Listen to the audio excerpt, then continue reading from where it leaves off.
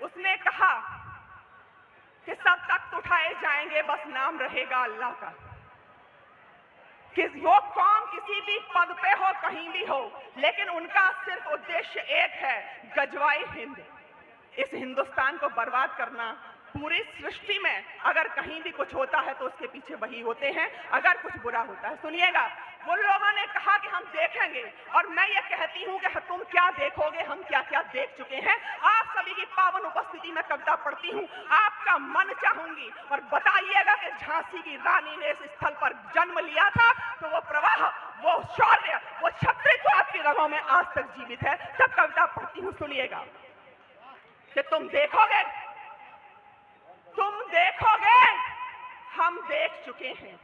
तुम देखोगे, हम देख चुके हैं। क्या क्या देख चुके हैं सुनिएगा, कि हम देख चुके हैं बर्बादी, हम देख चुके हैं बर्बादी, हम देख चुके हैं बर्बादी, हम देख चुके हैं बगदादी, हम देख चुके शाहीन बाग और टुकड़ों वाली आजादी।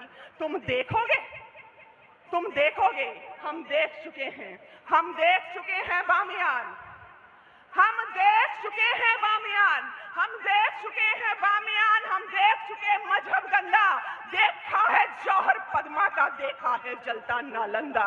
तुम देखोगे, हम देख चुके हैं। कोई जब कहता है कि मां पद्मावती को जौहर नहीं करना चाहिए था बल्कि लड़ना चाहिए था, तब कहती हूं कि सनातनी स्त्रियां अपने जीवित शरीर को छोड़िए, मृत शरीर को भी किसी को स्पर्श करने का अधिकार नहीं देती हैं, इसलिए वो अग्निकुंड में कूदी थी। एक कल्पना करिएगा कि हमारे शरीर पर एक चिंगारी गिरती है, हम तड़प उठते हैं, लेकिन कितनी हजार जब स्त्रियां हवन कुंड में, उस जौहर कुंड में कूदी होंगी, तो उनमें से गर्भवती रही होंगी और अपनी संतान को अपने गर्भ में लेकर जब वो उस अग्नि में कूदी होंगी, तो ये आसान काम नहीं रहा होगा। तब कहती हूँ कि हम देख चुके हैं बामियान, हम देख चुके हैं बामियान, हम देख चुके हैं मजहब गंदा, देखा है जौहर पद्मा का, देखा है जलता नालंदा। तुम देखोगे, हम देख चुके हैं, हम देख चुके हैं खिलजी को, हम देख चुके हैं खिलजी को, हम देख चुके हैं खिलजी को, हम देख चुके हैं अब्दाली, हम देख चुके तैमूर लंग और देख चुके नोआखाली। तुम देखोगे, नोआखाली वो स्थान है जहां पर दंगों में सनातनी स्त्रियों के स्तन काट दिए गए थे। तब मैं कहती हूं कि तुम देखोगे, देखे कश्मीरी पंडित भी, देखे कश्मीरी पंडित भी, देखे हैं हिंदू दंडित भी, हम देश के टुकड़े देख चुके, देखे हैं मंदिर खंडित भी। तुम देखोगे, हम देख चुके हैं। और कोई कहता है कि उनके साथ भाईचारा रखना है, तब पढ़ती हूं, एक बार पुनः बोलिए जय श्री राम। देखी भीड़ उन्मादी भी, देखी भीड़ उन्मादी भी, दुनिया भर की बर्बादी भी, हम जला गोधरा देख चुके, हम देख चुके जिहादी भी। तुम देखोगे, हम देख चुके हैं। और अब मैं पढ़ती हूँ वो पंक्तियां समाधान की जो आप सबके मन की हैं, कि मंदिर में घंटे गूंजेंगे, मंदिर में घंटे गूंजेंगे, अब शंखनाद घर घर होगा, मंदिर में घंटे गूंजेंगे, अब शंखनाद घर घर होगा, और ईंटों के बदले अपना भी अब पत्थर से उत्तर होगा। मंदिर में घंटे गूंजेंगे, अब शंखनाद घर घर होगा, ईंटों के बदले अपना भी अब पत्थर से उत्तर होगा। और जब हम मानवता छोड़ेंगे, जब हम मानवता छोड़ेंगे, सबको आपस में जोड़ेंगे, कोई एक गाल पर मारेगा तो दोनों बाजू तोड़ेंगे, कोई एक गाल पर मारेगा तो दोनों बाजू तोड़ेंगे। जब अपना स्वार्थ विसारेगा, जब अपना स्वार्थ विसारेगा, जब अपना स्वार्थ विसारेगा, जब अपना धर्म पुकारेगा, हारेगा हर एक जिहादी जब चढ़कर हिंदू मारेगा, हारेगा हर एक जिहादी जब चढ़कर हिंदू मारेगा। और अब ज्यादा नहीं विचारेंगे, अब ज्यादा नहीं विचारेंगे, मिलकर श्री राम पुकारेंगे, अब ज्यादा नहीं विचारेंगे, मिलकर श्री राम पुकारेंगे, और छुपे हुए सब गद्दारों को पटक पटक कर मारेंगे।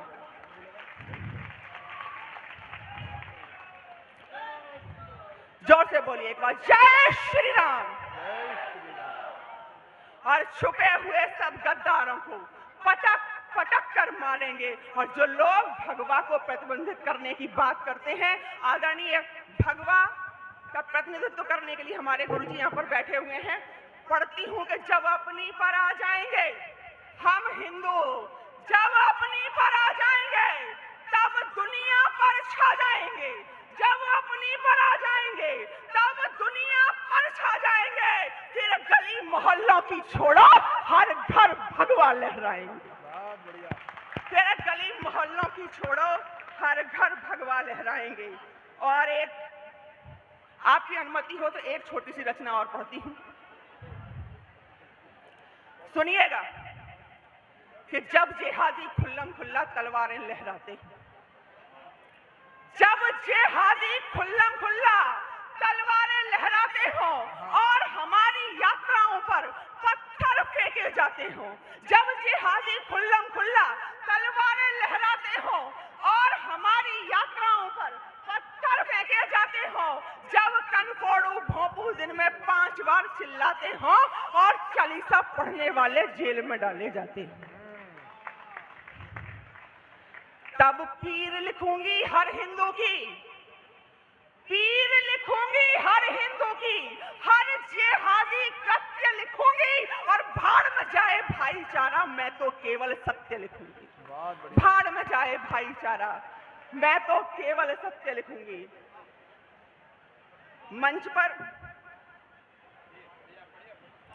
भाई साहब जिस तेवर में मैं कविता पढ़ती हूँ उसी तेवर में कुटाई भी करती हूँ, इसलिए बिल्कुल शांति शांति बनाए रखें।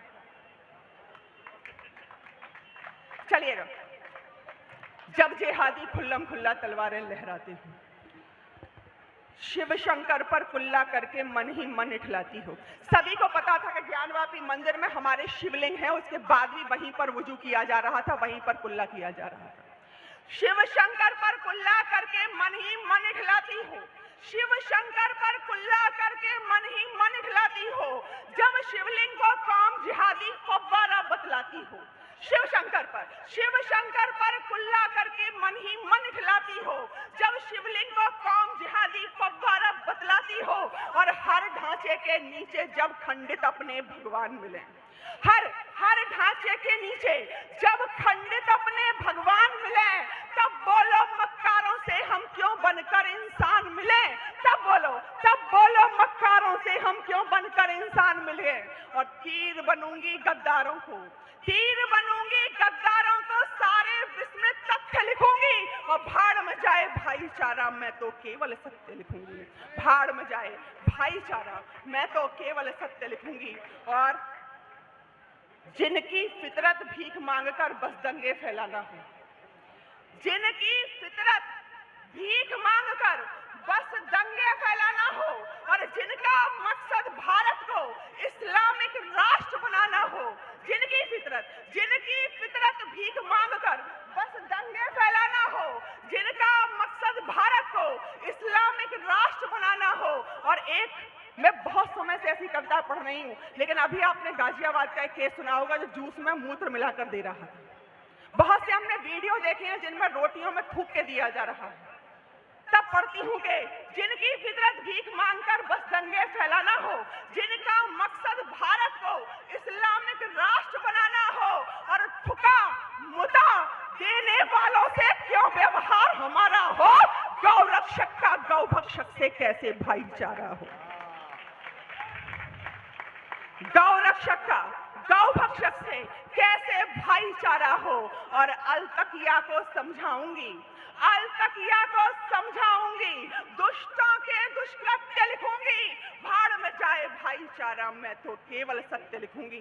भाड़ में जाए भाईचारा, मैं तो केवल सत्य लिखूंगी। अंतिम 4 पंक्तियां पढ़ते हुए अपना स्थान लेती हूं कि इस धरा के धैर्य की अवमानना, इस धरा के धैर्य की अवमानना हूं, इस धरा के धैर्य की अवमानना हूं, कायरों की मृत्यु की प्रस्तावना हूं, इस धरा के धैर्य की अवमानना हूं, कायरों की मृत्यु की प्रस्तावना हूं। और गर्विता हूं, गर्विता हूं, गर्विता हूं, गर्विता हूं, रक्त है मेरा सनातन, मैं प्रखर हिंदुत्व की संभावना हूं, मैं प्रखर हिंदुत्व की संभावना हूं। जय श्री राम, जय श्री राम। ये थी आदरणीय समीक्षा सिंह जी। मैंने आपको जैसा उनका परिचय दिया था वो उसी अंदाज में आपसे अपने बात कह करके गई हैं। आप उनके लिए एक बार तालियां बजाइए।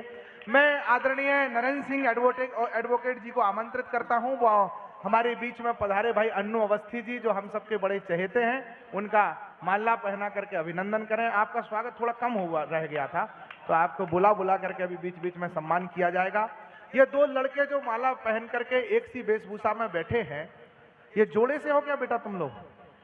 तुम दोनों जोड़े से हो क्या? माला पहन करके आज ही हुआ है।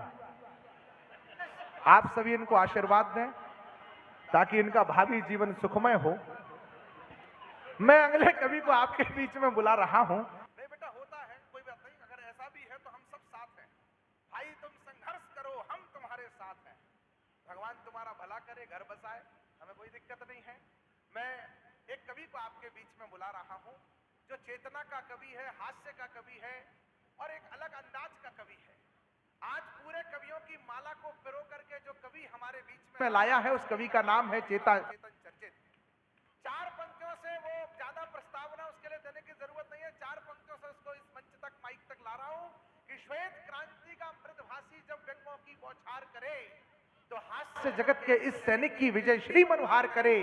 आकर्षण आवाज से जो महफिल को सजा देता है, ये वो पौआ है जो बोतल का मजा देता है। जोरदार तालियां बजाइए। कईयों को तो बोतल से ही करंट आ गया। आदमी ही ठेके का है ये।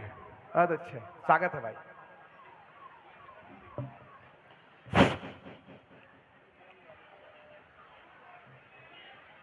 आप सभी को प्रणाम करता हूं, गौरवशाली मंच को प्रणाम करता हूं। यकीन जानिए, जितनी तारीफ और जितनी प्रशंसा इस मंच की हम सबको सुनवाई गई, बताई गई कि यहाँ इतना अच्छा सुना जाता है, ऐसा सुना जाता है, मौरानीपुर जो एक बार आ जाता है वो यहीं का हो जाता है। माफ करना मौरानीपुर वालों, अभी तक वो मजा नहीं आया। मुझे नहीं मालूम दिक्कत साउंड की है, मुझे नहीं मालूम दिक्कत मौसम की है, लेकिन मुश्किल से 10, 15, 20 मिनट आपके बीच में हूं। अगर आपने मन से सुन लिया तो मैं फिर आपका हो जाऊंगा। आप लोगों से अमूमन दीदी कवि सम्मेलन की शुरुआत कविता से की जाती है। मैं अपने काव्य पाठ की शुरुआत एक कहानी से करता हूं। मौरानीपुर वालों, स्वागत है भाई, स्वागत है चेतन। एक एक व्यक्ति का मन मांगता हूं केवल 5 मिनट मुझे ध्यान से सुन लेना, आपको बहुत दिनों तक याद रहूंगा। एक कहानी सुनाता हूं केवल 1 मिनट की। एक शिष्य ने चाहा, मंच का भी ध्यान मांगता हूं, एक शिष्य ने चाहा